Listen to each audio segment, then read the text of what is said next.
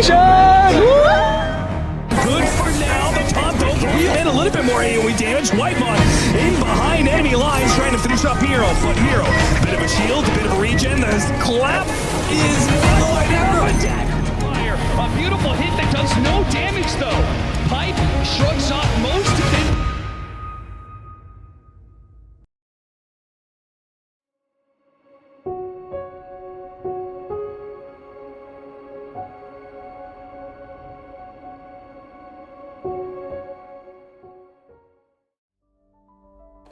Siapakah Whitemon? Jauh sebelum nama itu menggema di seluruh dunia, ia adalah seorang anak laki-laki biasa yang hanya punya satu obsesi, yaitu bermain Dota 2. Dan inilah kisah dari seorang Matthew Fileman, alias Whitemon. Whitemon itu adalah menurut gua salah satu pos 5 terbaik di dunia versi gua sekarang ya. Cuman kalau gua ingat dia dulu pertama awal, dia adalah bocah anak kuliahan yang lumayan introvert. Ya, lihat perkembangannya sekarang sih, dia udah melakukan banyak hal yang tidak biasa dilakukan oleh orang Indonesia ya. Sebagai player Dota, achievement udah banyak sekali. Dan juga apa yang dia lakukan sekarang udah menjadi salah satu pos 5 terbaik di dunia. Itu udah growth yang sangat hebat menurut gua. Ya. Cuman ya di mata gua, dia masih seorang Whitemon yang gua kenal gitu. Jujur dari pertanyaan itu, di kepala gue yang pertama kali muncul itu Whitemon salah satu partner pos 5 terbaik sepanjang gua pro player dulu gitu. Gua soalnya udah beberapa kali dapetin pos 5 dan Whitemon tuh salah satu yang udah cocok gitu sih dulu pas di pos, walaupun sebenarnya bentar ya, pas di pos itu gue kayaknya nggak nyampe setahun ya bahkan. Tapi gue ngerasa emang Whitemon, ya selain dia teman gue udah jelas, karena cuman kan awal pas gue kenal dia tuh bukan dari teman awalnya ya, emang as a pro player aja gitu. Abis pro player dari kenal baru jadi teman. Jadi yang pertama muncul ya dia good Dota player sih. Kalau bagi gue Whitemon itu seorang, mungkin dulu gue liatnya dia kayak adik sih sebenarnya, karena dia seumuran sama adik gue dan orang yang paling try hard. Kayaknya jatuhnya bakal sama kayak versi orang-orang juga sih. Player Dota Indo yang emang paling wah secara karirnya sampai saat ini, sejauh ini, yang emang nembus boundariesnya orang-orang lolos ke TI, nggak cuma lolos ke TI, sampai ke prestasi buat TI-nya juga bagus banget buat Whitemon. A great player, one of the most consistent players from Southeast Asia. He's had a great run. He's had a lot of growth, and going beyond the game, Whitemon's a great fellow to be with. He's very easy to talk to. When he was in the CDPC back in the day in T1, doing interviews with Whitemon was always fun. He's one of the more fun personalities to really work with, and yeah, it also kind of reflects in his playstyle, right? Like his playstyle, his hero pool can be a little bit unique sometimes, not to the level of 9 class, but he does push the limits on some things for some supports, especially again, I feel like his C times were more unique. It has kind of mellowed out into a little bit more standardized as he went into Europe, but it still has that flair of Whitemon. So he's a very unique player, he's a very good player, and he's a very fun person to be talking to. Yeah. Menurut gue, Whitemon adalah pemain Dota 2 terbaik di dunia saat ini. Whitemon adalah pro player Dota 2 dari Indonesia yang berasal dari Jakarta dan sekarang berada di tim Tundra.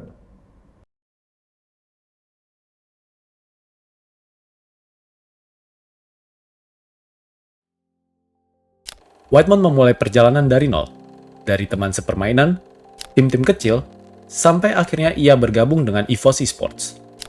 Momennya itu dulu mungkin pas masih SMA ya. Jadi dulu masih SMA, aku termasuk salah satu yang MMR tergede di sekolah. Dan waktu itu sempat ikut beberapa turnamen di sekolah. Cuman masih belum bisa juara waktu itu.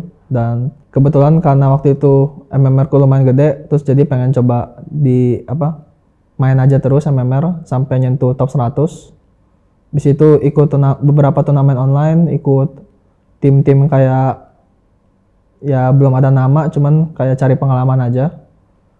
Terus kemudian naikin MMR sampai top 100 di SEA. Habis itu di-invite ke tim Pandora, tim Bandung, dan di situ ada beberapa nama seperti kayak Mikoto, Hyde, MMM, dan Baby Usagi yang udah lumayan dibilang senior lah di Dota 2 Indonesia. Terus ikut turnamen, lolos dari turnamen Walnet terus ke turnamen Mall.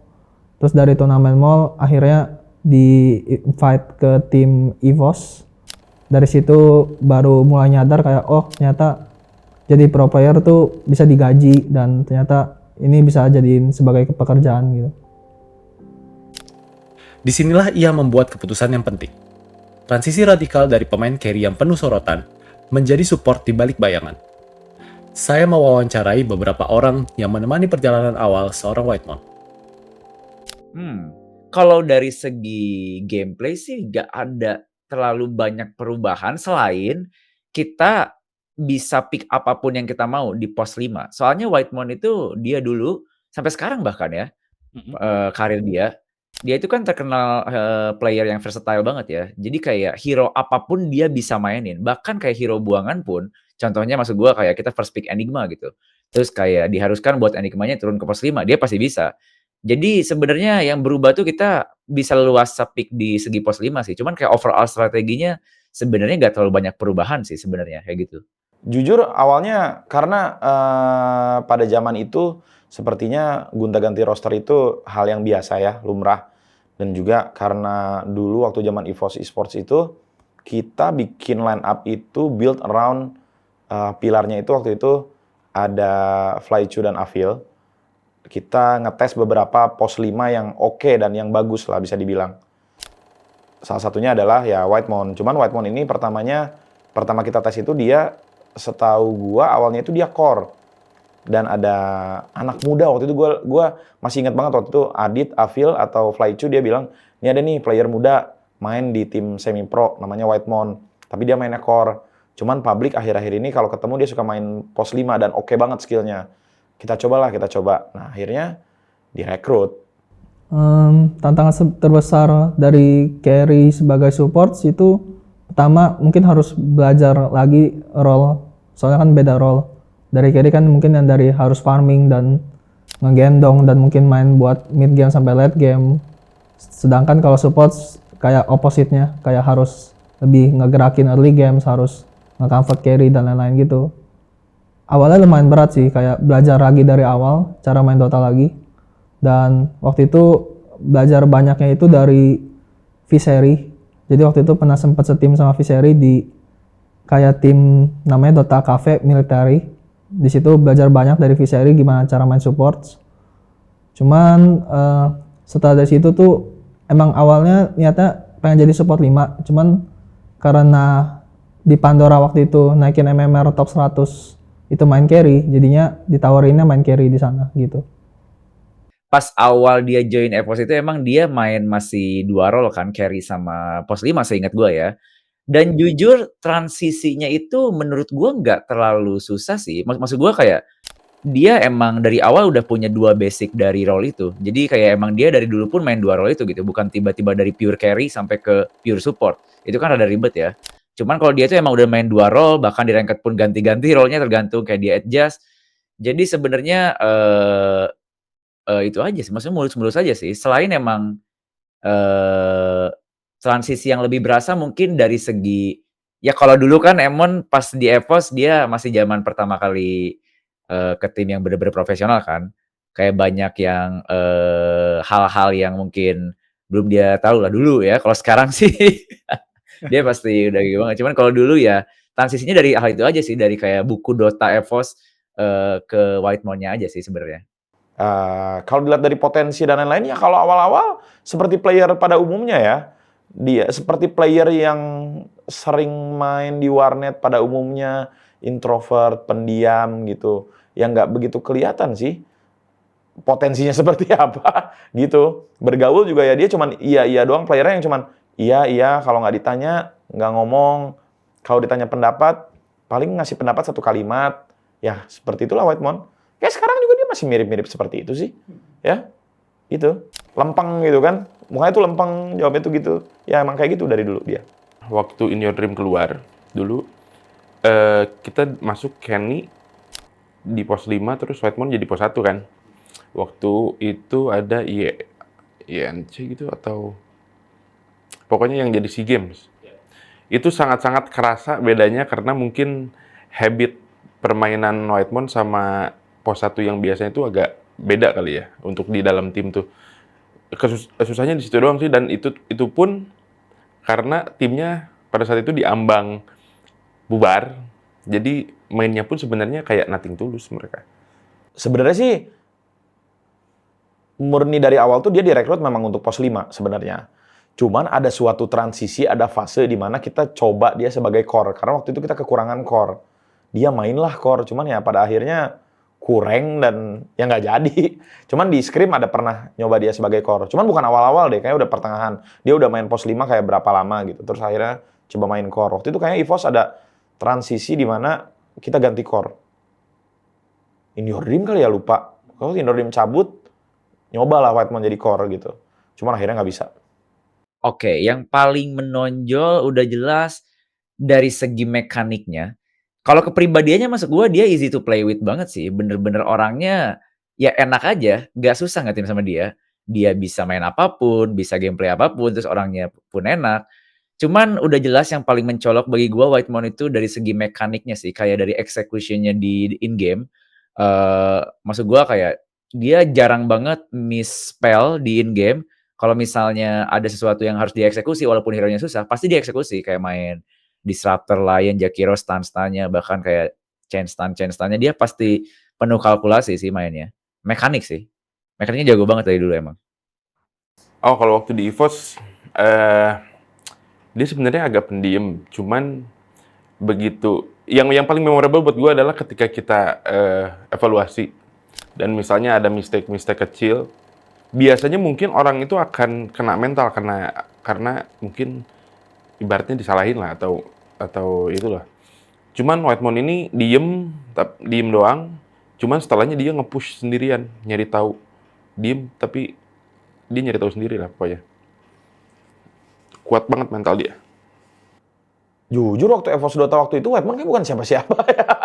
Whitemon bukan siapa-siapa dulu ya. Jadi Whitemon itu di EVOS dulu ya masih bukan, ya bahkan gue bisa jujur bahwa Whitemon itu bukan pilarnya dulu. Pilarnya itu tetap Flycho sama Avil. Tapi Whitemon memang orang yang tidak tergantikan dan yang paling biasanya kan pos 5 itu ya namanya pos 5 ya. Kita tahu sendiri pos 5 itu kan kayak Aether Captain atau Aether orang yang dibully, paham gak sih? Cuman dia nggak dua-duanya waktu itu. Jadi dia yang paling jarang di blame satu, karena mainnya juga kan bisa dibilang flat. Jadi dia jarang banget performanya jelek, tapi ada juga performanya bagus. Cuman nggak sering juga gitu. Sebenarnya itu background-nya agak lucu ya kalau saya ingat lagi.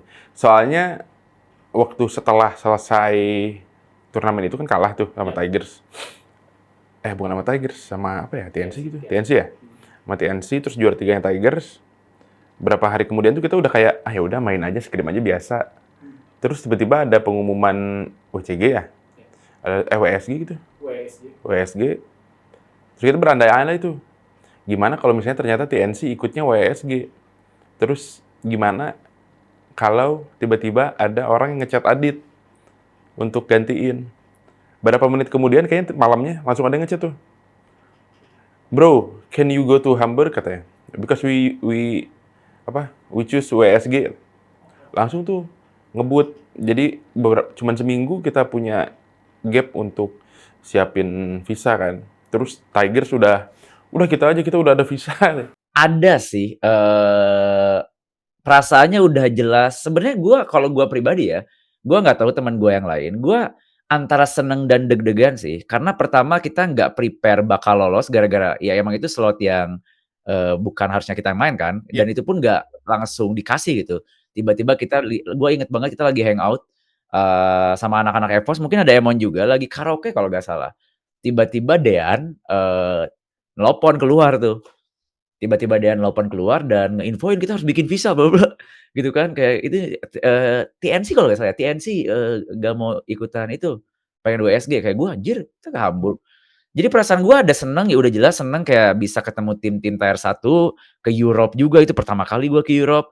Cuman deg-degannya gue ngerasa belum layak sih, dan jujur pengalaman di sana gue ngerasa perubahannya, gue ngerasa bener-bener kita tuh belum ada apa-apanya sih di skena Dota ini. Maksud gue kayak di SEA udah jelas kita pun susah banget buat ngalahin TNC dan lain-lain. Pas ketemu tim-tim yang lebih GG lagi kayak Virtus Pro di Hamburg, itu bener-bener kayak diajarin main Dota sih. Gue bener-bener ngerasa kita gak ada. Maksud gue kayak kalau ada hal yang bisa gue rubah, apapun yang bisa gue rubah pas itu, gak akan bisa bikin kita menang sih pas itu. Kayak bener-bener ya ternyata berbeda banget gitu kelasnya, tier 1 turnamen. Dan sesudah itu bener-bener, tapi sesudah kita ikut Hamburg bikin kita makin pede sih. Gara-gara mungkin kita mikir kita udah ngelawan yang bener-bener tier 1. Jadi kita dapat banyak hal juga di sana sama teman-teman. Jadi kita bisa lebih pede menghadapi tim-tim yang ada di Southeast Asia sih. Itu. Jujur karena gue dulu memang passionnya Dota banget ya. Dan kayak gue lupa apakah gue pernah bilangin di interview atau tidak. Tapi kayaknya gue salah satu orang yang sulit menerima kalau mobile games itu naik banget di skema Indo dulu waktu awal-awal ya. Karena gue cinta banget sama Dota, karena gue juga basicnya Dota dulu, sebelumnya kan pro player. Jadi masih belum berpikir panjang bahwa kenapa ya, scene-nya nggak bisa grow atau seperti apa. Jadi gue melihat pas terakhir itu, ya kita ada beberapa chance lah, EVOS tuh ada beberapa chance kalau kita tuh bisa lolos di event internasional. Salah satunya ESL. Walaupun ESL ini lolos, dapat slot giveaway dari TNC kalau tidak salah, karena TNC lebih memilih untuk turnamen di turnamen lain, kalau nggak salah itu WESG ya. Ya akhirnya ya itu euforia waktu kalahnya itu ya memang sangat terpukul sekali. Cuman kan kalahnya juga memang kalah kalau nggak salah ya. Kalah berapa? 3-1 atau berapa gitu, lupa gue.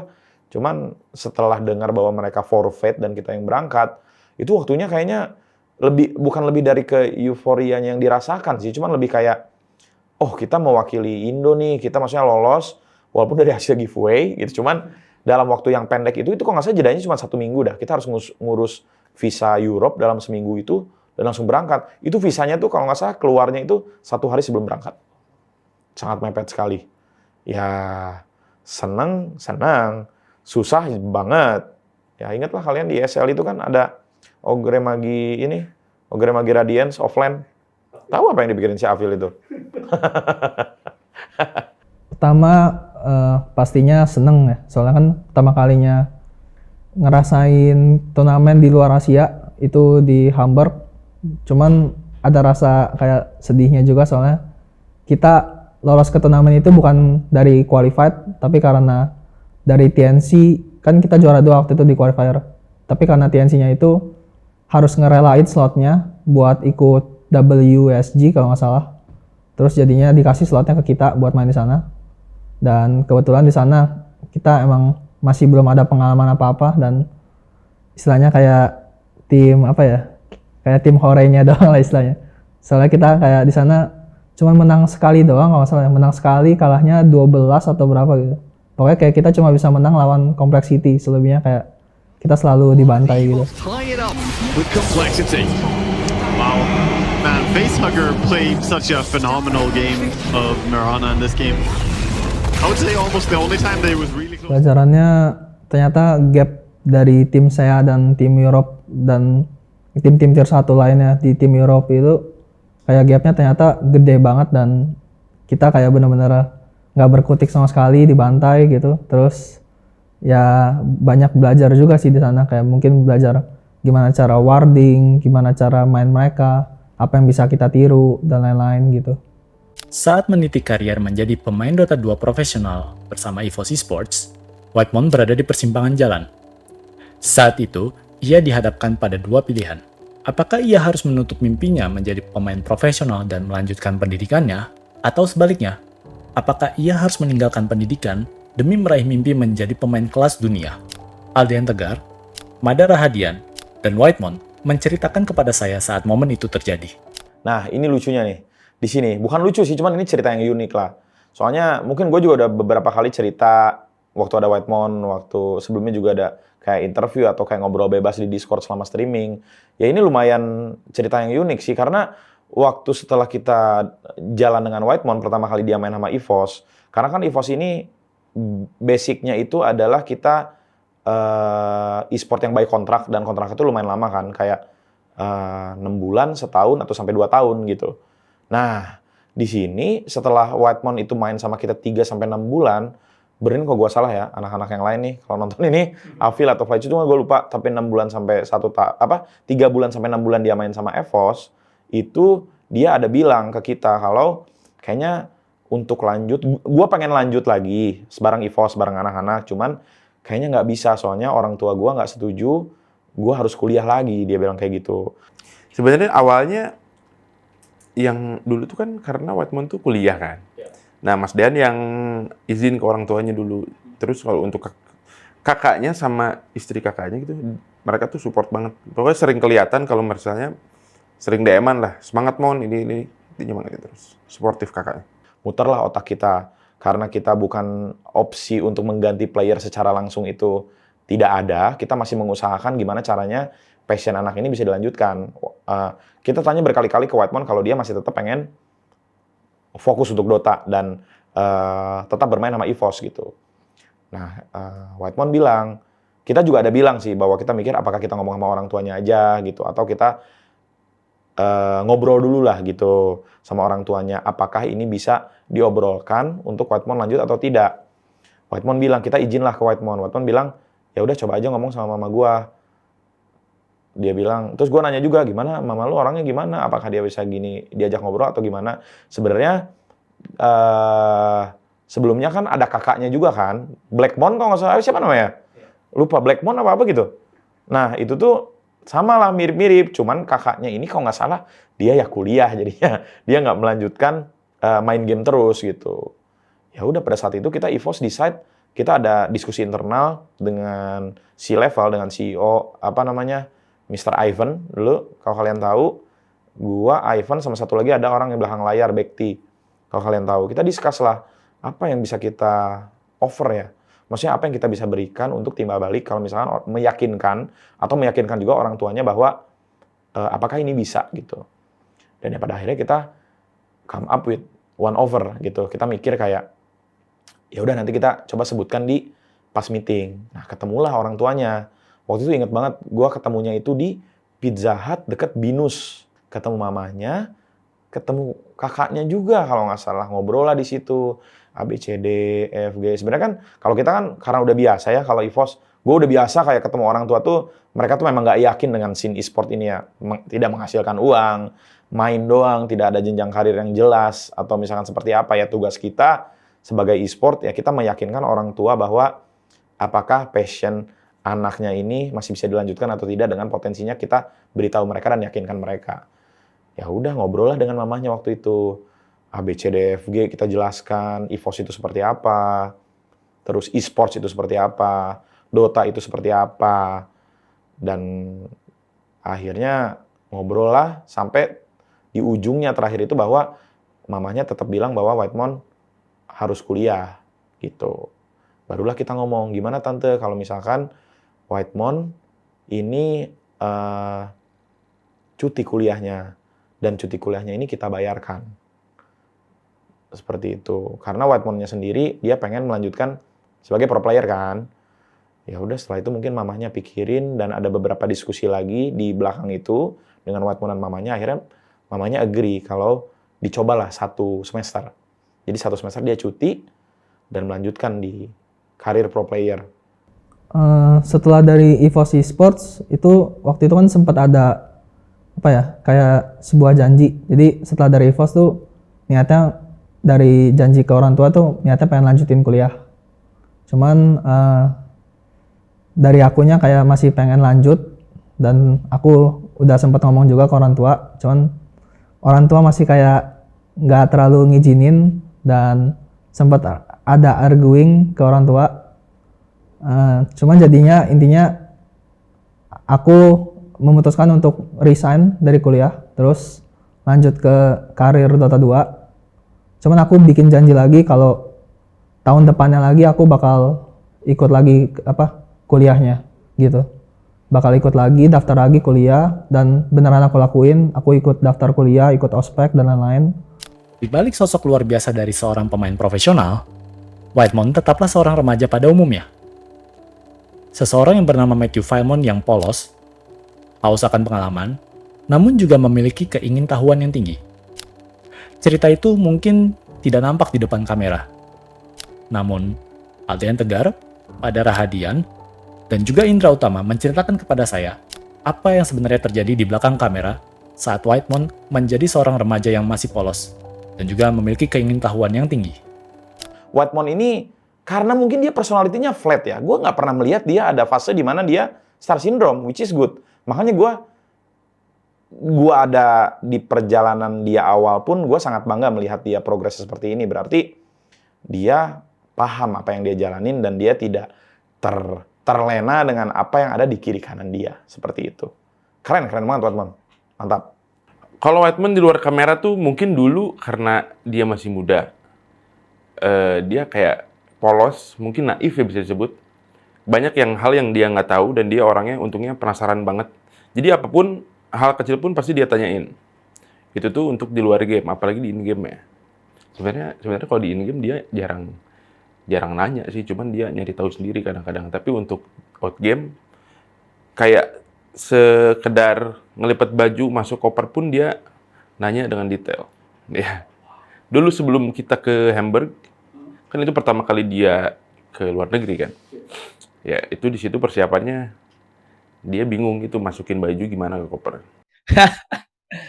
Yang sebenarnya momen lucu banyak sih maksud gue kalau Emon kayak orangnya dulu maksudnya kan dia paling muda juga kan, suka banyak dikerjain Adit Dean gitu kan dulu.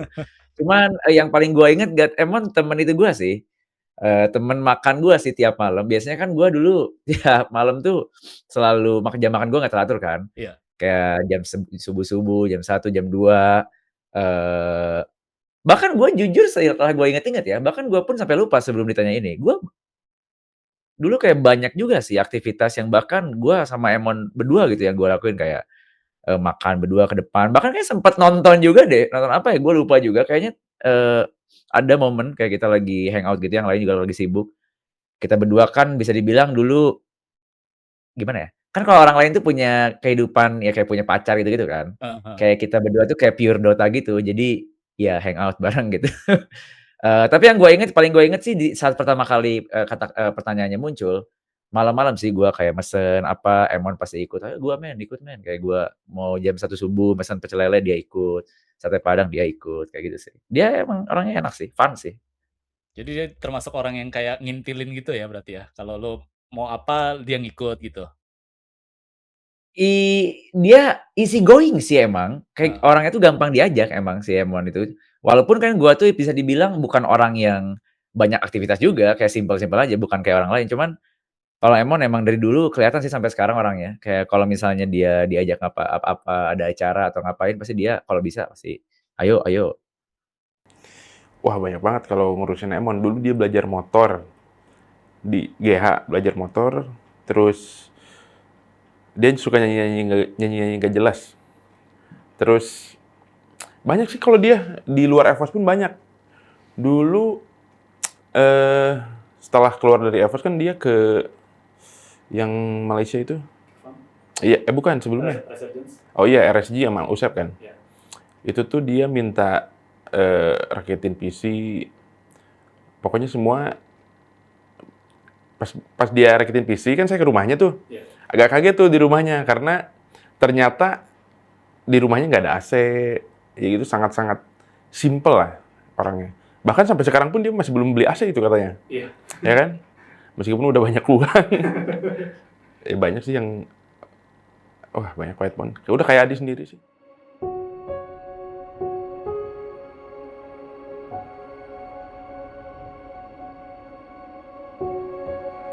Kenyang dengan pengalaman bermain untuk EVOS Esports, Whitemon mulai mempertimbangkan untuk menitik karier di luar negeri. Setelah bermain untuk tim Stekan, Whitemon akhirnya mendapatkan penawaran untuk bermain di Resurgence. Setelah itu, ia mendapatkan penawaran untuk bermain di GeekFam. Di momen inilah, momen up and down Whitemon terjadi, terutama saat pandemi COVID-19 melanda dunia. Sempat join tim Resurgence waktu itu selama 1 bulan. Habis itu disbandnya itu karena nggak qualified ke turnamen minor atau major gitu kalau nggak salah. Setelah dari Resurgence ikut turnamen mall di Indonesia. Waktu itu stand-in di PG Barracks. Dan setelah dari situ, karena waktu itu Xaver pernah stand-in di EVOS, jadinya udah lumayan kenal Xaver. Terus kebetulan Xaver waktu itu datang di turnamen mallnya, terus kayak kita ngobrol-ngobrol, bla bla bla. Terus ya Xaver kayak ngejelasin tentang timnya yang di Geek Farm, bla bla bla gitu. Terus setelah dari pulang turnamen mall itu, tiba-tiba akunya dikontak dari manajemen Geek Farm-nya untuk mau coba try gak, mau coba join gak gitu Geek Farm. Perjalanan karir di Geek Farm itu lumayan menyenangkan ya, soalnya di situ main dengan Xaver sesama orang Indonesia dan lumayan belajar banyak juga dari Xaver dan juga dari teammate-teammate yang lainnya. Banyak diajarin mungkin dari soal laning, gimana cara mungkin dari cara main supportnya atau ya banyak belajar hal lah dari Geek Farm. Terus lumayan sedih sih waktu itu pas kita lolos. Itu pertama kalinya kita lolos qualifier, terus qualifiernya itu lanjutnya ke main turnamennya di US. Terus kita udah booking kayak flight lebih early biar kita bisa bootcamp dulu di sana, biar kita bisa latihan sama tim-tim Europe, sama tim Amerika dan lain-lain. Kita udah kayak semingguan di sana, stay. Terus kebetulan waktu itu sebelum turnamen yang ESL One US-nya itu ada turnamen sampingannya dulu. Kalau nggak salah waktu itu Beyond the Summit. Kalau nggak salah. Cuman kita nggak ikut turnamennya, kita nggak invited. Cuman kita stay di bootcamp sananya buat latihan. Jadi kayak kita udah lumayan prepare, udah kayak siap dan lain-lain. Cuman tiba-tiba dari presiden Amerikanya nge-cancel, soalnya katanya COVID, jadinya nggak boleh ada turnamen offline dan lain-lain gitu. Jadinya setelah dari kita udah seminggu di sana, terus di cancel, jadinya kita balik lagi ke rumah gitu. Pas masa COVID itu lumayan rada sedih sih, soalnya kan itu kan pertama kalinya aku ngerasain kayak akhirnya ini tim ada potensinya gede banget lah. Waktu itu soalnya baru ikut 1 kali qualifier, terus langsung qualified yang ke ESL One yang di US itu, terus di cancel gagal COVID. Setelah itu ada ikut beberapa qualifier juga, kayak qualifier major dan lain-lain. Cuman di cancel lagi karena alasan COVID juga, jadinya penggantinya itu tim saya dengan tim Cina digabung kalau nggak salah. Terus jadinya kayak itu buat dapetin poin DPC waktu itu. Jadinya iya cuma turnamen online doang. Terus itu mainnya di bootcamp Geek Farm di Malai waktu itu. Terus mungkin karena COVID banyak nge-cancel turnamen, karena nggak ada kejelasan juga dari Valve waktu itu. Terus TI juga jadi cancel waktu itu. Jadinya setelah dari situ Geek Farm disband tim Dota 2-nya. Terus ngelanjutin kayak iseng-iseng bikin tim stakan, turnamen-turnamen online kayak Among Us, tim apa namanya lupa. Cuman rosternya sama, mungkin sama si Kuku, sama Jabs, ada sempet sama Abed, sama 23 Savage, sama Xaver. Lupa pernah sama Junior Dream atau enggak, lupa. Tapi ya istilahnya kayak tim stakan doang, turnamen online, ikut iseng-isengan doang, sekalian ngisi waktu buat selama COVID gitu. Setelah bermain untuk Geek Farm, Whitemon mendapatkan penawaran yang tidak bisa ia tolak, mengembangkan sayapnya untuk berkompetisi bersama tim raksasa asal Korea Selatan, T1.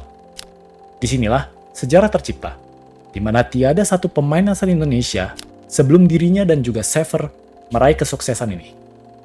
Untuk pertama kalinya, kita melihat 2 pemain Indonesia bermain di International.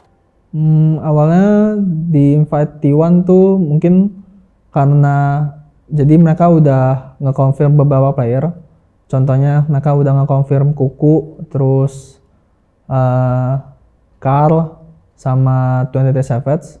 Dan itu kebetulan waktu itu kita udah pernah satu tim juga di Geek Farm, jadi udah lumayan kenal. Terus kalau nggak salah aku sama Xaver itu masih trial hitungannya.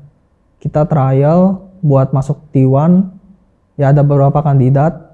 Terus kayak coba latihan dulu beberapa games biar bareng sama roster yang udah confirm. Terus akhirnya yang kepilih aku sama Sever buat di T1. Itu lumayan seneng sih soalnya akhirnya itu kan kayak T1 itu istilahnya kayak tim tier satunya lah, kayak lumayan terkenal kan League of Legends ya. Terus lumayan organisasi yang gede juga, dari treatment juga lebih better jauh, kayak mereka selalu sediain snack, mereka juga sediain bootcamp dan lain-lain, kayak udah prepare jelas sih. Gila, keren banget itu sih. Pertama kalinya Indo ada di TI ya. Seper sama Whitemon, itu udah keren banget sih. Siapa yang bisa kayak gitu, guys? Even udah berapa tahun Indo grinding pun belum bisa sampai di posisi itu. Itu udah hal yang sangat luar biasa dan kayaknya bukan gua doang yang ngerasa gitu. Hampir seluruh penggiat Dota di Indonesia harusnya sangat bangga sekali dan ya Indo seperti biasa kan over proud gitu. Nah, itulah hal dimana kita harus over proud, guys. Itu Indo, wah, pada tahun itu walaupun hasilnya ya oke lah. Cuman ya keren banget. Terima kasih ya Whitemon sama Seper. Walaupun Seper di Mobile Legend. Ya. Itu jujur gue sampai sekarang pun masih kayak percaya gak percaya sih. Soalnya gue mengalami ngetim sama dia kan di saat dia masih grinding banget kan di awal start karir dia gitu. Cuman jujur pas ada info dia ke Geek Farm, kan gue tahu juga kan sebelum dia ke Geek Farm ada info dia bakal ke Geek Farm gitu. Gue tahu sih ini si Emon tuh kayak bakal jadi gitu loh. Gue kayak udah yakin ini orang pasti bakal jadi player yang bener-bener jago di SEA gitu. Cuman gue nggak expect sampai kayak gini. Ini kayak menurut gue top 3 TI, ngetim di Europe, Tundra. Jujur gue di awal ya, gue nggak nyangka kalau Emon itu orang yang bisa move dia ke TSM itu menurut gue epic banget. Dia berani banget dari keluar dari zona nyaman dan gue gak nyangka dia orangnya kayak gitu. Sampai berani banget keluar ke Amerika gitu-gitu. Ya gue gak expect sih jujur. Cuman yang disayangkan pas dia di T1 sih. Gue kan sempet kayak itu ya Rosesa ke game sebelah. Jadi gue melewatkan perkembangan dia pas pertama kali masuk TI sih sayangnya. Gue cuman tahu dari Facebook jadi sayang banget sih. Harusnya gue lihat tuh kalau masih di Dota gimana progresnya gitu. Ini mungkin bukan cuma gue doang ya. Jadi satu hal yang jadi kalau gue lagi ngumpul sama teman-teman SMA gue atau teman-teman kuliah yang main Dota, kita tuh selalu punya mimpi untuk suatu saat Indonesia bisa main di TI dan jadi juara. Jadi pertama kali dulu Whitemon sama Seper dulu muncul di TI dengan waktu itu mereka T1, itu heboh banget waktu itu, kata sampai hafal waktu itu Carl 23 Savage, Kuku itu kayak wah ini beneran ada pemain Indonesia di TI nih ya. Jadi itu tuh kayak asalnya mimpi yang sebenarnya kayak tadi yang kita bahkan udah gak tahu lagi ini sebenarnya mungkin terwujud atau enggak, dan kita gak berpikir bahwa itu possible untuk nyampe ke TI. Makanya ketika waktu itu tiba-tiba Whitemon yang Seper itu tiba-tiba muncul di TI itu suatu istilahnya perspektif changing, kayak ternyata mungkin ya. Dan saat ini pun juga mungkin kalau orang-orang yang baru main Dota di Indonesia kayak ya dia ngelihat bahwa oh bisa kok kalau main Dota nih sampai di tahap internasional, di tahap dunia disaksikan sama entah berapa ratus ribu orang atau berapa juta orang. Jadi dia nge-represent possibility yang mungkin bisa dicapai oleh pemain-pemain baru di Indonesia. Akhirnya sih mas, akhirnya kayak lega gitu loh. Karena dulu juga kita kan gagal tuh di situ di close qualifier malah tahun 2019 tuh, tahun 2020 ya. Ya terus karena mungkin saat itu juga Seper pun pernah saya handle, jadinya ya bangga banget sih mas. Apalagi dua itu juga satu tim kan dulu. Ya. Jadi kayak ngerasa oh ini nih kenalnya deketnya mungkin pada saat di EVOS waktu itu. Soalnya kan mereka satu kamar di hotel. Itu. Jadi ya seneng banget. Bagus buat dia. Tadi mas, resilience dan apa ya, mungkin tuh sebenarnya dia kayak bodo amat. Gue lihatnya tuh kayak sifat yang gue nggak peduli ini itu, asal tujuan gue ini. Dan try hard-nya mas. Knowledge team dan level timnya beda aja sih. Itu yang lumayan mengagumkan dari Emon, mungkin karena dia bisa keep up. Semakin temennya strong banget, semakin temennya tier satu banget, dia bakal keep up ke levelnya mereka juga. Makanya environment ngaruh banget karena dia berani keluar ke zona nyaman dari TMCA doang, berani ke tim luar, berani ke Tundra bahkan sekarang. Jadi kayak sebenarnya perbedaan di Emonnya mungkin karena keangkat sama knowledge dari teman-temannya juga, by the way. Jujur pas momen pertama kali gue denger, gue kayak gak percaya. Maksudnya gak percaya dalam arti karena kan konteksnya di era gue sebagai pro player ya. Hal itu tuh bener-bener jauh banget buat dicapai. Bahkan ke close qualifier aja susahnya minta ampun gitu. Selain Boom yang masuk minor itu, Iya. tim Indo tuh rata-rata orang Indo gak ada yang bisa berprestasi sejauh itu gitu. Bahkan di close qualifier pun cuma jadi samsak. Mungkin dulu kayak 5 Indo timnya kan, di saat skena Indo lagi rame kan. 5 Indo tuh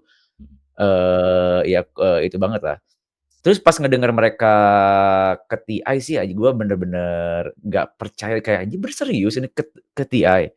Dan jujur di situ salah satu hal yang membangkitkan semangat gue dulunya mau ke pro lagi sih. Walaupun ya emang ujung-ujungnya emang ya karir gue berakhir di streaming, cuman hal itu bener-bener bikin gue oh ternyata bisa gitu. Emang bisa kayak gitu. Asal kita ya berusaha dan mungkin ngetimnya sama orang yang tepat, mungkin kita keluar dari zona nyaman ke tim luar, mungkin emang bisa. Jadi itu bikin salah satu hal yang bikin gue semangat lagi sih. Itu pertama kali momen balik Dota juga kan. Iya. Setelah dari game sebelah gue. Oke. Gue liat dia tuh tipe-tipe orang yang emang cepet banget belajar sih, kayak dari yang kelasnya Indo dia ngejar knowledge-nya, begitu main di tim luar sekali, 2 kali, 3 kali pindah-pindah tim, kayak knowledge-nya kayak ngejar banget, nggak kalah sama ini. Jadi semakin apa ya, semakin bagus environment-nya, semakin tier 1 environment-nya, dia bakal keep up dan kayak ikut berkembang dengan cepat juga harusnya. Sebenarnya kalau decision dia keluar itu gue nggak tahu sih surprise apa enggaknya ya. Kayak oh dia main luar oke gitu, kayak tapi ya dari awal gue yakin banget kalau misalnya siapapun ya, nggak cuma Whiteman juga sih, kalau berani keluar dari zona nyaman, pemain-pemain Indo itu bakal naik level lagi pastinya, dari gameplaynya, dari knowledge-nya. Nggak cuma mekaniknya doang ya, kalau mekanik Indo udah jago lah dasarnya. Tapi kayak knowledge gap yang jauh banget itu bisa dikejar jadinya. Kalau kalau pemain-pemain ke tim Eropa.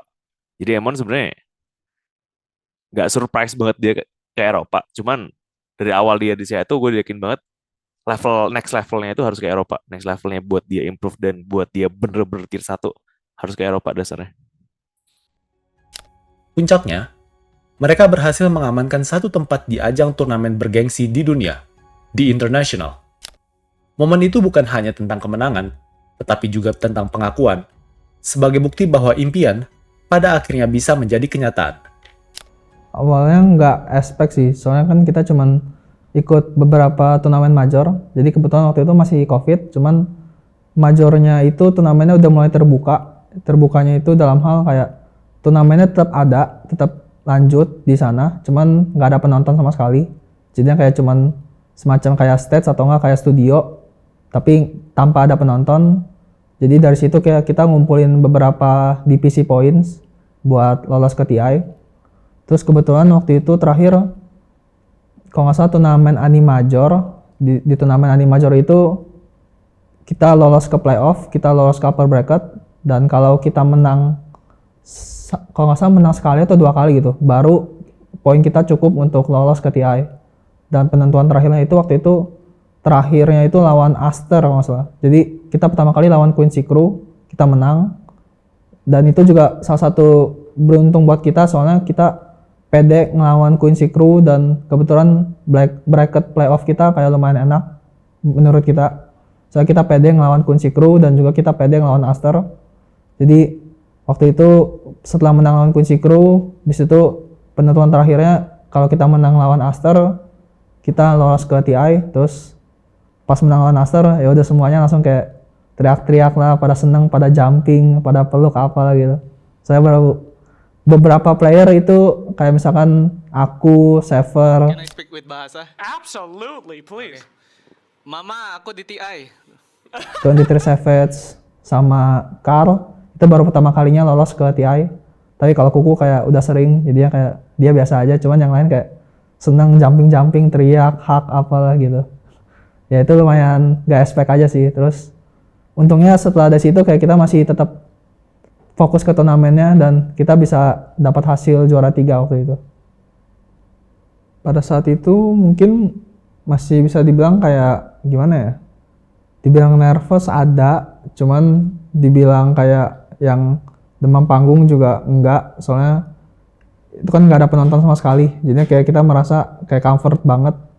Terus ya main ada bootnya juga, jadinya kayak mungkin nervousnya itu pas pertama kali jalan di stage gedenya. Saya baru pertama kali kan kayak merasa seneng dan lain-lain gitu. Cuman setelah kayak udah main di bootnya, setelah udah nyentuh dotanya kayak dia udah biasa aja gitu. Bangga dan hormat ya ada, cuman kayak aku masih ngerasa tuh kayak apa ya, masih pengen nunjukin yang terbaik aja sih waktu itu sih. Jadi kayak ya respect sama yang player-player yang terkenal dan lain-lain, cuman tetap aku masih kayak pengen nunjukin kalau aku tuh bisa lebih dari ini, terus kayak nunjukin permainan terbaik aja sih waktu itu. Perasaannya waktu itu lumayan kayak kesel sih, soalnya kita merasa tuh kita bisa lebih dari itu. Kenapa kita merasa gitu? Soalnya waktu itu kita masuk upper bracket dulu, terus cuman rada kurang beruntungnya itu kita upper bracketnya itu ngelawan LGD, dan LGD waktu itu salah satu tim yang difavoritin lah istilahnya, kayak itu tim paling kuat di TI waktu itu. Terus orang-orang ngira bahwa LGD bakal menang di TI tahun itu. Terus semua tim di grup stage itu semuanya dibantai sama LGD 2-0, dan kalau nggak salah ya cuman kita doang yang bisa ngalahin LGD 1 game. Makanya jadi kayak kita ngerasa kayak oh mungkin kita bisa lebih nih, kita bisa ada potensi nih buat menang juga. Abis kita kalah dari upper bracket, kita turun ke lower bracket lawan beberapa tim, lupa timnya apa, cuman dari hasil scrim dan lain-lain kita tuh lumayan pede bahwa kita mungkin ada potensi buat bisa lebih lagi. Seperti kayak kita lawan IG waktu itu di beberapa latihan scrim kayak kita menang dan lain-lain. Cuman ternyata kita kalahnya lawan PC Gaming waktu itu terakhir. Terus ya lumayan kecewa aja sih, soalnya harusnya kita bisa lebih dari itu. Cuman udah lumayan puas juga karena ya pertama kali ke TI tapi udah dapat hasil juara 8, juara 7, lumayan sih. Namun, setiap cerita hebat tak selalu berjalan mulus. Perjalanan Whitemon juga dihadapkan pada cobaan.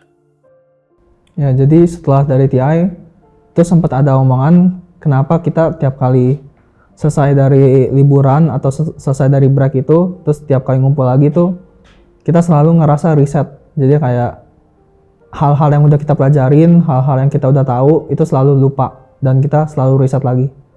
Terus juga setelah dari TI itu, kebetulan aku sama Savage itu mainnya lagi menurun. Jadi kayak landing kita selalu kalah, terus kayak kita nggak ada komunikasi sama sekali dan lain-lain.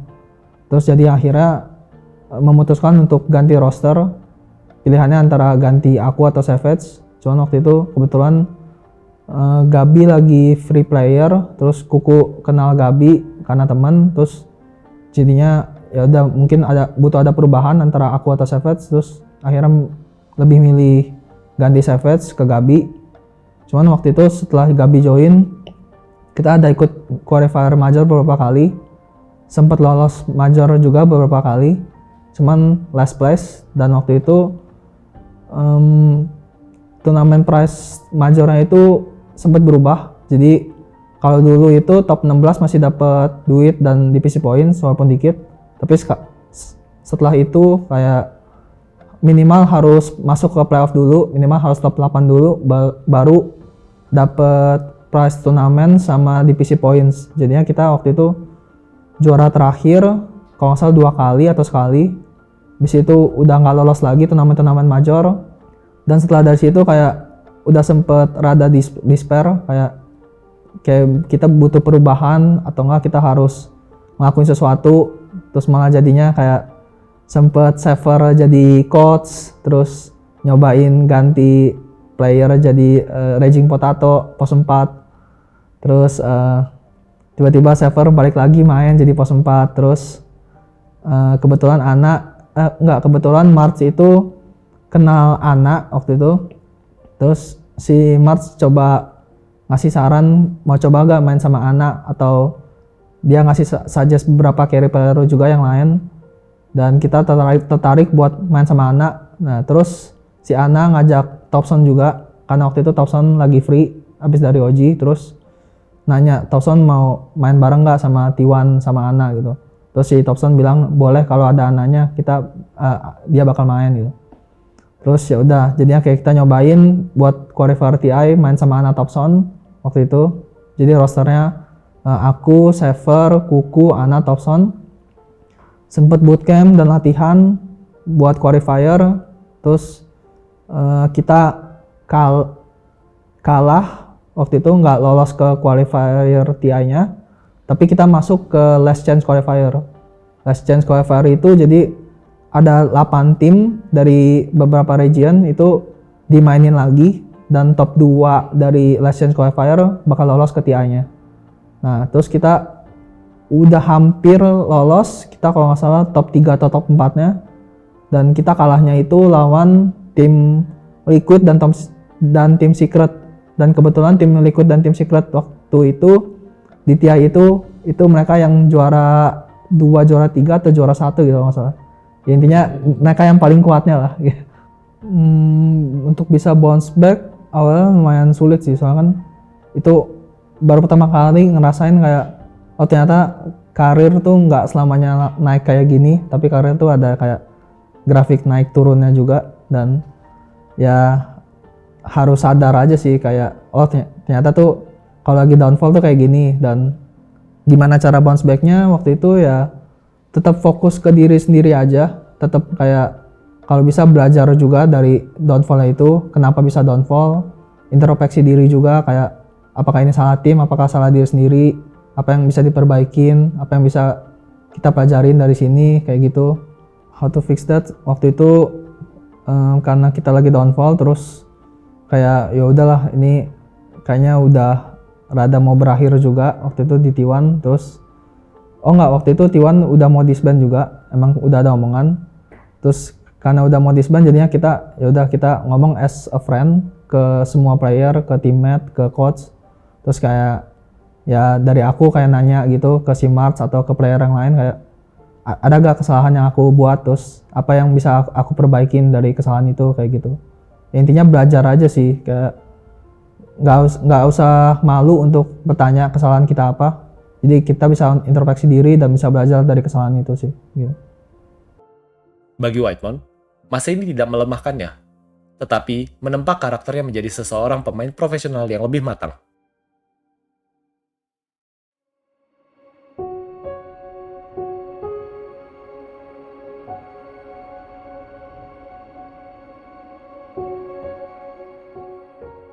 Setelah bermain untuk T1, ia kembali mendapatkan penawaran. Kali ini, ia kembali berada di persimpangan jalan. Apakah ia tetap berada di zona nyamannya sendiri, dengan segala fasilitas yang ada? Atau ia harus keluar dari zona nyaman, dan meniti karier jauh dari negeri Khatulistiwa? Akhirnya, keputusan itu ia ambil. Keluar dari zona nyaman, dan bermain di benua Amerika bersama TSM. Jadi waktu itu, sebelum join TSM, itu sebenarnya ada 2 tawaran tim. Dan tim tawaran itu yang pertama ditawarin ke tim Talon kalau nggak salah. Bukan. Ditawarin tim ke Aurora. Dan di Aurora itu isinya ada kalau nggak salah itu 23 Savage, terus istilahnya kayak tim tier 1-nya lah. Kalau nggak salah 23 Savage, lupa Mikoto ada di sana atau enggak ya?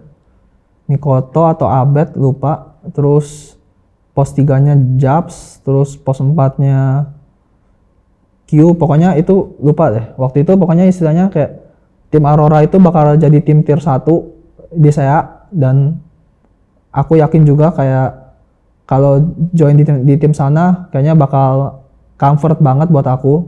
Soalnya main di tim saya lagi dan juga orangnya udah aku kenal dan itu potensinya gede banget waktu itu.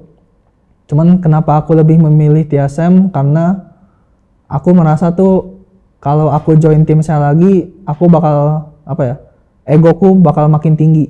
Soalnya aku merasa kayak, oh aku udah jadi nomor 1 nih di SEA, kayaknya nggak ada yang bisa ngalahin lagi di SEA gini bla bla bla. Terus jadinya kayak mungkin mainnya lebih ke nyantai, lebih ke comfort, terus kayak nggak mau belajar hal baru lagi yang lain-lain. Terus aku sempat nanya beberapa temen dan lain-lain, mereka bilang ya kalau comfort gitu mendingan cobain hal baru gak sih, cobain aja ke tim Amerika, ke TSM, walaupun rosternya orang-orang baru. Terus TSM juga lumayan terkenal waktu itu di Amerika, di tim Amerika. Terus ya waktu itu nyobain aja sih keluar dari comfort zone. Terus aku juga harus stay di Amerika selama berbulan-bulan, nggak boleh balik Indo dan harus nge-bootcamp di sana. Ya cobain hal baru dan keluar dari comfort zone aja sih, walaupun itu kayak istilahnya gambling, nggak tahu bakal hasilnya gimana. Cuman aku mikirnya kalau join di tim Amerika mungkin aku bisa mencari koneksi di sana dan aku bisa main Europe Pubs waktu itu di sana, dan juga bisa nge-scrim dan latihan lawan-lawan tim Europe dan tim Amerika lainnya gitu. Jadinya hal baru dan mencari koneksi sih waktu itu pas join TSM. Dan gimana caranya bisa dapat izin dari TSM untuk join timnas. Jadi waktu itu udah sempat join TSM dan aku nanya ke TSM, boleh gak, ini kan masih belum ada turnamen, boleh gak aku join buat timnas, buat ngebela negara untuk main dulu di satu turnamen gitu bla bla bla. Terus akhirnya mereka ngasih izin. Terus ya udah kita main, sempat bootcamp dulu berbulan-bulan buat latihan dulu buat turnamen timnas. Terus ya akhirnya main di Bali bla bla bla sampai akhirnya juara 1 gitu sih. It's gonna be the end. The wildfire is down. The Lotus is down a snowball. Indonesia got the game. The MVP of this grand final from Indonesia. Pertama kali orang tua dengernya lumayan kaget sih, soalnya kayak harus stay di Amerika berbulan-bulan, terus kayak nggak tahu gimana di sana, makan apa dan lain-lain. Lumayan kaget, cuman kayak aku bilang nggak apa-apa mah, cobain aja dulu, kayak kita nggak tahu hasilnya gimana. Terus ya nge-explore aja sih, kayak adventure aja sih. Terus ya terus di sana juga kan istilahnya kayak new player lah buat dari Southeast Asia ke tim Amerika ya. Apalagi aku kayak orang Indonesia yang tiba-tiba main ke tim Amerika, itu kayak di mata Amerika atau Europe sana kayak masih dianggapnya bukan yang paling jago, cuman yang kayak biasa aja lah, player biasa aja. Jadi ya kayak itu nurunin ego banget, dan aku belajar banyak dan belajar hal baru lagi di sana. Jadi waktu itu kita ngelawan qualifier itu, salah satu lawan terberatnya itu cuman Shopify, dan kalau kita bisa ngalahin Shopify, kita ya bisa dibilang udah lolos ke major lah. Soalnya waktu itu Amerika cuma 1 slot doang, dan kita beberapa kali bisa ngalahin Shopify, dan lumayan seneng karena bisa ngelawan semacam istilahnya kayak seniornya lah di Amerika, karena kita ngelawan kayak player-player terkenal semacam Creed, RTZ, terus kalau nggak salah Abed, pokoknya player-player terkenal lah, Fly, lupa siapa lagi. Intinya kayak lumayan seneng, soalnya kita juga dibilang player-player baru, banyak player-player baru kayak Ari atau Kasane yang baru muncul di Pro Scene. Terus kalau Timado sama Bral mungkin udah lama di TSM jadinya. Dan itu pertama kali juga aku ketemu sama Coach Moon, soalnya dia baru banget dari player transisi jadi coach. Terus ya aku banyak belajar dan banyak nanya juga sih ke Simon gimana caranya gitu biar jadi lebih better player dan lain-lain gitu. Back to the supports in this game. Ari and Whitemon constantly covering. They made it just so comfortable to be up front as these core players, and what zero deaths on Bryle. Perasaannya waktu itu ya seneng sih, soalnya kita lupa kalau nggak salah lolosnya itu di lewat jalur poin atau lewat qualifier. Tapi intinya kayak ya udah kita lolos ke TI waktu itu, dan kebetulan TI-nya di Amerika. Tapi dibilang nervous udah enggak, cuman rada kecewa aja soalnya Jadi waktu itu kalau kita nggak lolos top 8 itu langsung dipulangin, dan kebetulan kita kalau nggak salah top 10 atau berapa gitu. Kita kalah melawan, lupa nama timnya apa, cuman lawannya itu Kewan Hector sama Gunnar kalau nggak salah. Jadinya ya itu, terus jadinya kita nggak lolos, nggak menang lawan mereka, terus kita dipulangin lebih awal. Ya kita nggak expect apa-apa sih, soalnya tiap kali kita lolos ke turnamen major waktu itu yang di Amerika itu kayak, maksudnya di tim Amerika di TSM itu kita selalu juara terakhir di major. Jadinya kayak kita nggak expect bakal kayak gimana. Cuman ya belajar banyak aja sih dari latihan-latihan ngelawan tim Europe dan lain-lain gitu, kayak oh ternyata gameplaynya beda jauh, terus ternyata tuh dari segi mekanik tuh kita nggak beda jauh, cuman mungkin yang beda jauhnya itu dari segi kayak move, dari segi cara mainin map, dari cara pikir mereka, gimana mereka maininnya smart gitu-gitu. Itu sih yang bedain dari tim Europe sama tim yang lainnya. Waktu itu lumayan shock ya, soalnya kita kan istilahnya waktu itu lolos ke turnamen YS1 KL itu, TSM waktu itu udah disband, jadi kita bawa tim Undying kayak cuman tim stakan doang istilahnya, nggak ada organisasi. Terus ya Tundra nawarin mau gak diakuisisi cuma buat satu turnamen ini doang, jadi kita pakai roster ini buat satu turnamen ini doang, jadi bawa nama Under Tundra. Ya udah kita kayak coba negosiasi dan lain-lain, terus akhirnya kita setuju buat main di satu turnamen itu doang atas nama Tundra. Cuman ya dari situ kan karena emang timnya udah disband, jadi kayak dari roster-roster juga kayak mungkin udah pada malas main ya, jadi kayak hasilnya juga kurang memuaskan jadinya. Terus ya akhirnya ya udah sih cuma satu turnamen itu doang.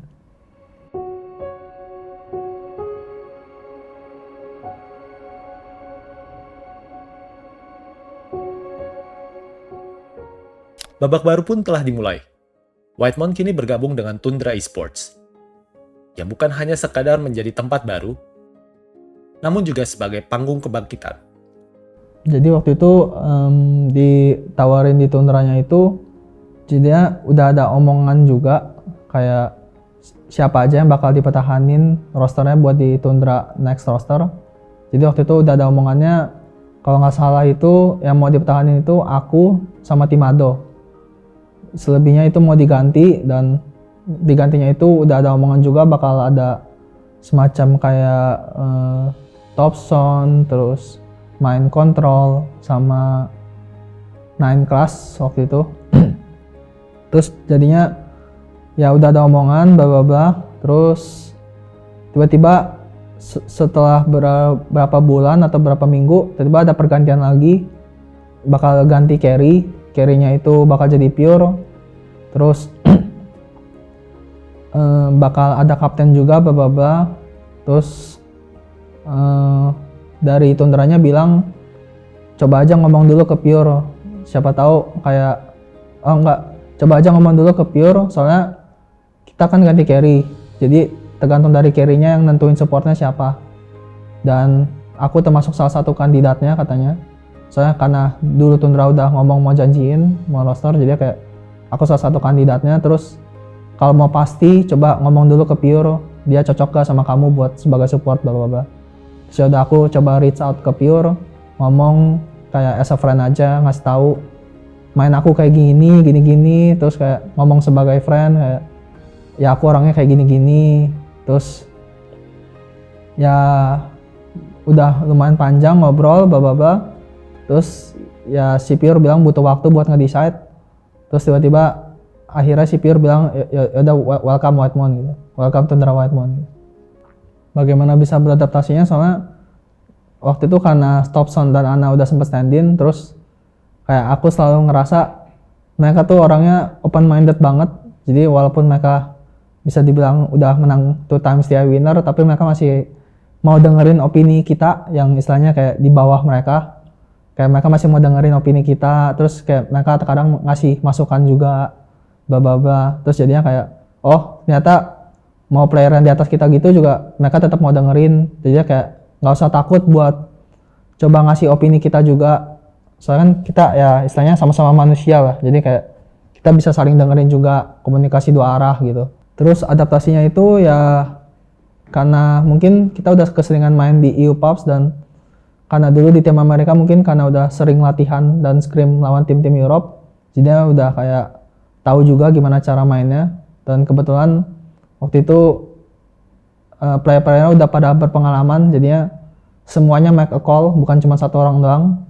Tapi waktu itu mostly yang make a call Pure, soalnya Pure waktu itu kapten kita, jadinya kayak ya kita cukup main bagus aja dan dengerin Pure nge-comment dan hasilnya ya lumayan oke sih gitu. Perubahannya yang terjadi selama ada Saksa, jadi waktu itu kan kita ada bootcamp ya sebelum TI, dan itu lagi ngomongin soal masalah visa ke 9 Class. Soalnya si 9 Class, kalau nggak salah si 9 Class itu nggak bisa ke bootcamp karena dia lagi ngurus visa, dan ya itu kita lagi diomongin bla. Terus kebetulan bootcampnya juga waktu itu lumayan kacau karena waktu itu ada beberapa Midas bug, jadinya nggak bisa latihan sama sekali dan juga main pubs juga nggak bisa. Terus jadinya yang lain semua player pada kayak leha-leha nyantai, nggak bisa main Dota, nggak bisa main ranked, terus malah main game lain. Terus ada apa ya, kayak perdebatan juga soal antar player gitu. Terus jadinya akhirnya kayak kita mikir, oh si 9 Class nggak bisa make it, kita harus cari stand-in baru. Terus siapa kandidat stand-innya? Terus mungkin si Moon ngasih suggest mau coba Saksa gak bla bla gitu. Terus Saksa dulu pernah di Tundra. Terus ya udah boleh bla bla. Terus akhirnya Saksa main stand-in. Ya perubahannya lumayan gampang sih, soalnya Saksa juga orangnya open minded dan dia mau dengerin, dia mau coba juga nge-adapt dengan meta-meta hero sekarang, dan dia juga lumayan high skill player, jadinya lumayan gampang sih buat nge-adaptnya. Ya waktu itu perubahannya itu mostly kan dari offline. Jadinya pertama kita main kontrol, terus mungkin ada beberapa drama dan masalah internal yang waktu itu sempat heboh. Terus ya jadi kita coba cari new offlaner setelah itu, dan ya lumayan susah buat nyari offlaner, dan akhirnya kita jadinya mendapatkan Toby buat stand-in juga. Bukan stand-in sih, kayak sementara lah istilahnya. Pada sementara buat main untuk beberapa turnamen. Di situ si Pure nge-suggest Ramses temennya bahwa kayaknya si Ramses bisa nih buat main offline nih. Dia emang dulu carry player tapi dia sebagai offline juga lumayan oke, dan dia ada potensinya juga bla bla bla. Jadinya ya udah kita semua setuju juga buat coba main sama Ramses. Ya jadinya kita main sama Ramses sampai di TI gitu. Gimana caranya? Ya kita yakin bahwa kita waktu itu emang pede banget, soalnya kita salah satu istilahnya dibilang tim underdog juga enggak, cuman kayak kita ada potensi lah buat bisa dapat hasil segitu lah. Soalnya kita pede dengan gameplay kita, dan juga kita pede dengan hero-hero kita, dan kita pede dengan gameplay kita dan lain-lain. Ya waktu itu lumayan seneng sih bisa masuk ke top 3 sih. Dan kalau dari aku dari dulu itu selalu kalau ditanya misalkan ekspektasinya gimana buat main di turnamen ini, ekspektasinya gimana buat TI dan lain-lain, aku tuh selalu nggak nyiapin kayak pokoknya aku harus targetnya segini, harus juara segini, ekspektasi harus kayak gini. Jadi aku lebih mikirnya kayak gimana caranya kita bisa ngeluarin potensi kita yang kita udah latihan di scrim berbulan-bulan, gimana caranya biar kita bisa ngemaksimalin semua potensi scrim itu biar jadi hasil yang terbaik di turnamen itu sih. Jadi kayak nggak ada target gimana, yang penting kita puas aja sih dengan gameplay kita. Kita kayak nggak ngerasa kecewa dengan mungkin kita mainnya kurang atau mungkin ada masalah atau apa. Jadi kayak nggak dengerin ekspektasi atau gimana orang ngelihat kita, tapi yang penting fokus ke diri kita sama tim kita aja sih. Gimana yang penting bisa ngeluarin potensi maksimal gitu buat mainnya. Jadi waktu itu buat bisa top 3 lumayan bangga banget, soalnya itu pertama kalinya ngerasain top 3 di stage tergede di TI, dan itu juga waktu itu ada crowd juga, jadi lumayan hype banget. Dan dibilang gimana ya, kalau ekspektasi orang-orang gitu buat bisa apa ya, nggak expect kalau aku bisa top 3 itu kayak, atau mungkin aku bisa expect bisa lebih lagi, mungkin bisa juara. Aku dibilang sedih juga enggak sih, soalnya kayak gimana ya, aku percaya tuh kalau proses tuh ada gitu. Jadi ya udah bisa top 3 aja itu udah lumayan bersyukur. Jadinya mungkin nextnya bisa lebih lagi, mungkin bisa belajar dari kesalahan itu. Jadinya ya percaya progres aja sih, nggak yang kayak terlalu mikirin hasil, tapi percaya progres aja.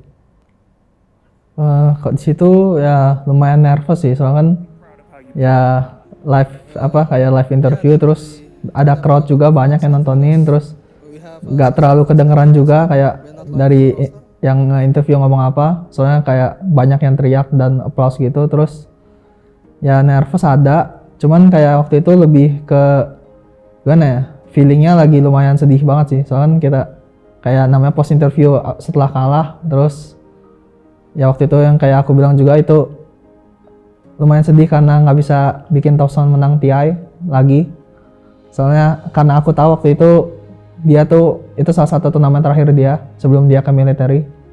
Jadinya ya lumayan sedih banget sih waktu itu, lumayan feelingnya lagi sedih banget ya. Performa luar biasa Whitemon membawa timnya ke posisi 3 besar di International 2024. Pencapaian ini tidak hanya mengukir sejarah, tetapi juga menjadi bukti nyata dari kerja keras dan ketekunan yang tidak akan pernah pudar.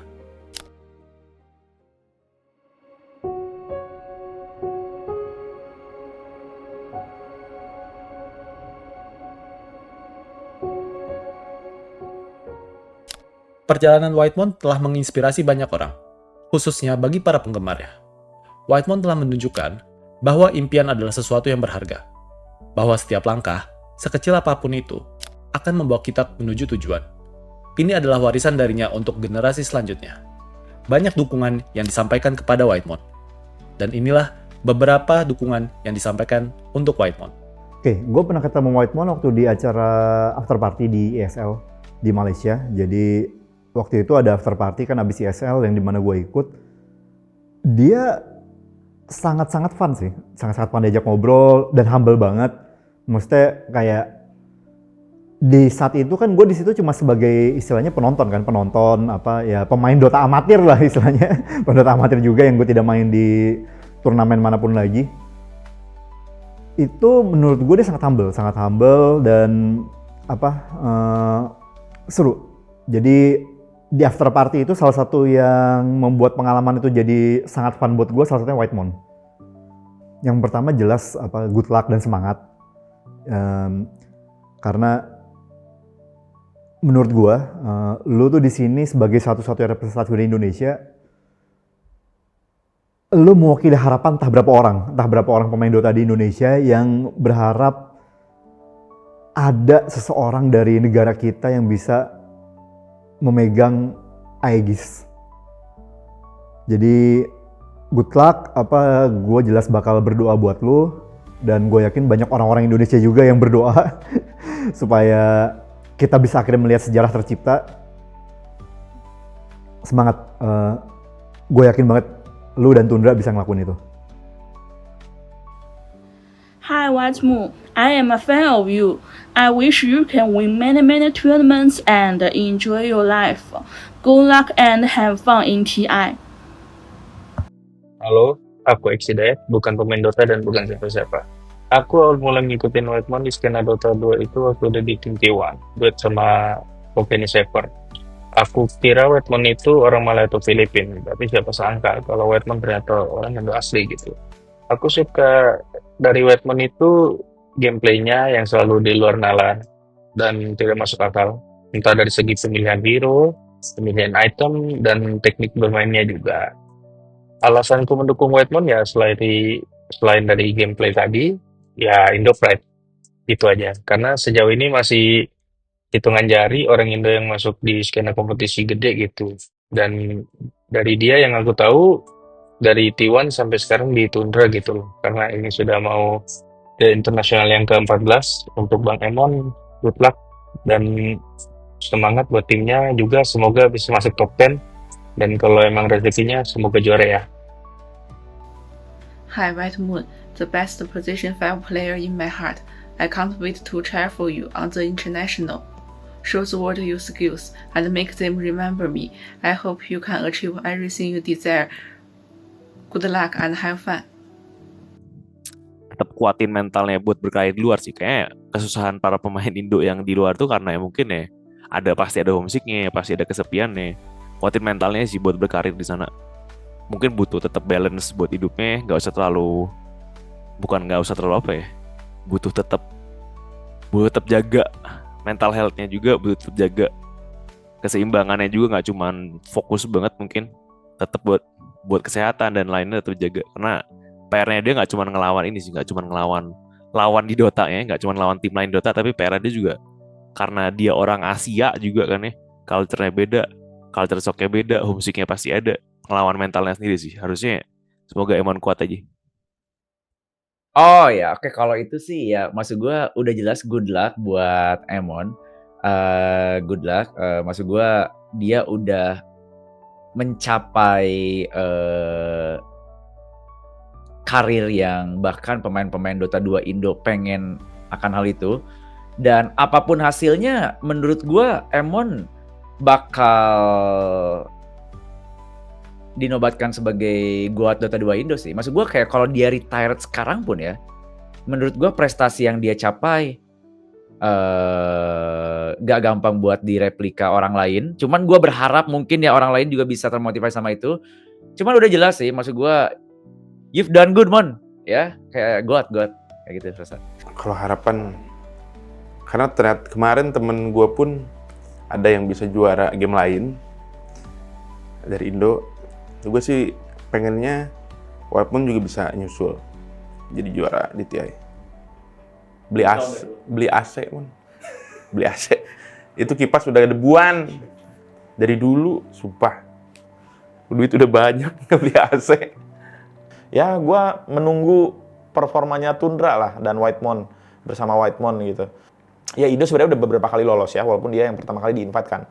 Ya, jangan mengecewakan aja ya, Mon. Banyak yang root buat lu loh gitu kan. Banyak yang dukung lu tuh banyak banget. Jadi ya semoga performanya maksimal. Gue sih percaya sih sama lu sih. Lu nggak aneh-aneh soalnya.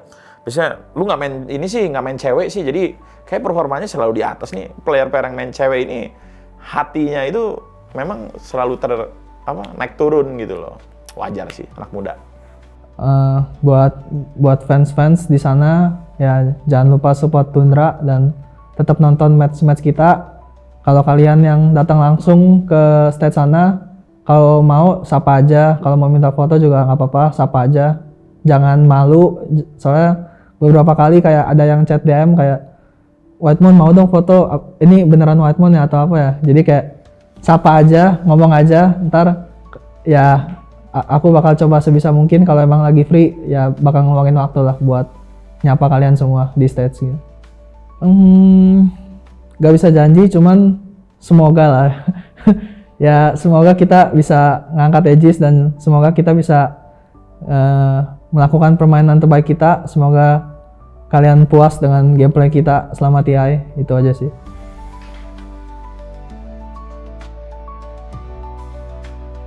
Ini bukan akhir, ini baru awal. Selama masih ada impian, akan selalu ada langkah.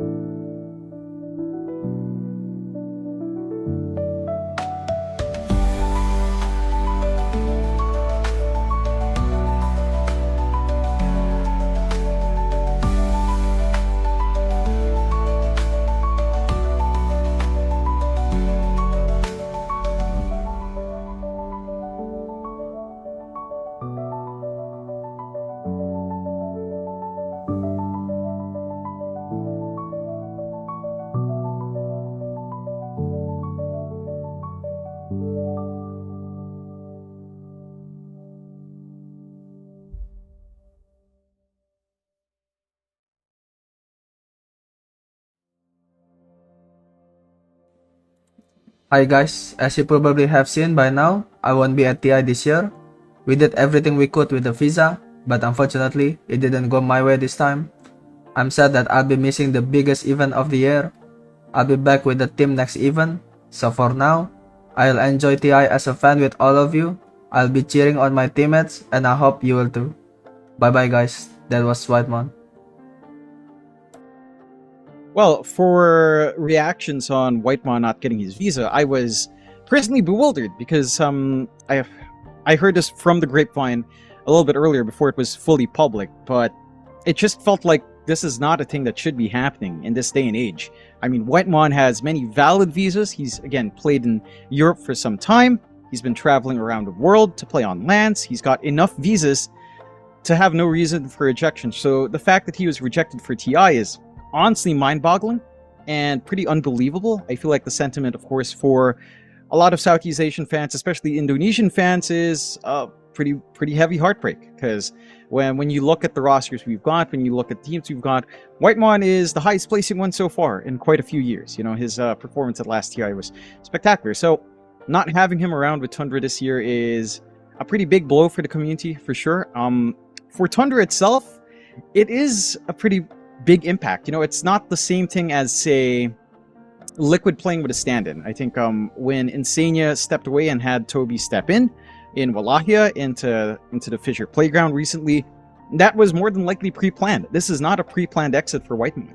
This is a issue out of his control. This substitution is likely relatively last minute for Tundra, so in comparison to, say, a situation with Liquid, this might impact performance a little bit more. It certainly won't be to the same comfort level as they would be with Whitemon, but I do have a feeling that Tundra should be able to make it true. It's just a little bit more nebulous now. It's a little bit more up in the air whether or not they can cohesively come together with, what, a few days left before TI at this point. I don't think this is going to set back his career in any way. This is something completely out of Whitemon's hands. I think he has proven to the community, to his fellow competitors, that he is a great player and that he is a fantastic person to have on the team, a fantastic Pause 4 or 5 kind of player to bring on hand, and he has a great mind for Dota. I don't think this sets him back. How Whitemon feels about it, I'm sure he feels devastated. I'm sure he feels like this is probably, again, another year where he could have gone deep. He could have gone top 3, maybe even number 1 if they performed to the toppest level here for Tundra. But there's not much you can really do, and I think that's something that a lot of pros know. I've talked to a lot of pros who've been in heartbreaking circumstances before. I've seen them, you know, when they get eliminated early from a tournament. Our Dota pros, esport pros in general, are pretty resilient. So I don't expect Whitemon to be too disheartened for too long, but it is certainly a very big emotional blow. But it's really, there's not much he can do about it. So I think he also kind of accepts that, and hopefully, you know, maybe use this time for a bit of a break. He's been busy the past year. He could just kind of relax, I think, at this point, which is the best you can do. Maybe you sit back, watch, cheer for your team. But beyond that, I think the best thing for Whitemon to do is just kind of use this moment to maybe just, you know, use that time to relax, maybe watch the games, learn a little bit. But there's no point worrying about it, I think, is the key thing. Because, I mean, what can you do? Your visa gets rejected, even with all the visas you have. It's just, you know, it's out of your hands. It's just the luck of the draw for Southeast Asia, I suppose.